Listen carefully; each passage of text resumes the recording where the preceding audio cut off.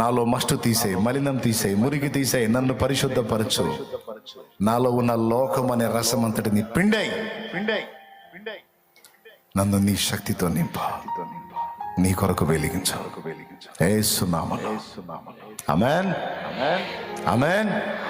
మన తండ్రి అయిన దేవుని ప్రేమ అయిన ప్రియ కుమారుడు, మనందరి ప్రాణ ప్రియుడైన యేసయ్య శాశ్వత నిత్య కృప, పరిశుద్ధాత్మతోడి మనోహర దివ్య సహవాసం, సమాధానం సమకూడిన మనకు సకల పరిశుద్ధులకు సార్వత్రిక సంఘమంతటికి సదా తోడి నిత్యత్వంలో చేరు పర్యంతం మనల్ని నడిపించును గాక.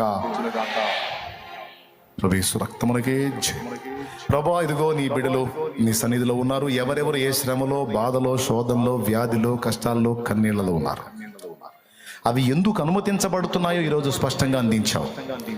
తగిన కాలమందు వాటన్నిటినీ తొలగించి మేము అడిగిన దానికంటే, ఊహించిన దానికంటే ఉన్నతమైన స్థితిలోకి మమ్మల్ని తీసుకెళ్తున్నావు. ఇది మాకు తెలుసు, ఇందును బట్టి నీకు స్తోత్రం.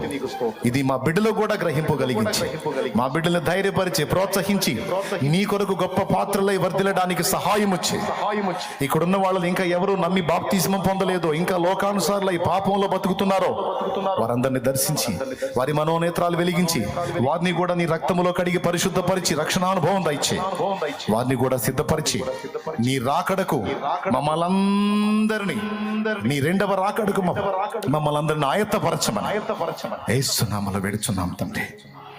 బిడ్డల విశ్వాసంతో తెచ్చిన నన్ను నీ శక్తితో నింపి నీ రక్తముగా మార్చి వినియోగించి ప్రార్థించడం ద్వారా స్వస్థత చేకూర్చు. యేసునామములో పొందినాం తండ్రి. ఆమేన్. సంతోషంగా చెప్పండి హల్లెలూయా, హల్లెలూయా, హల్లెలూయా.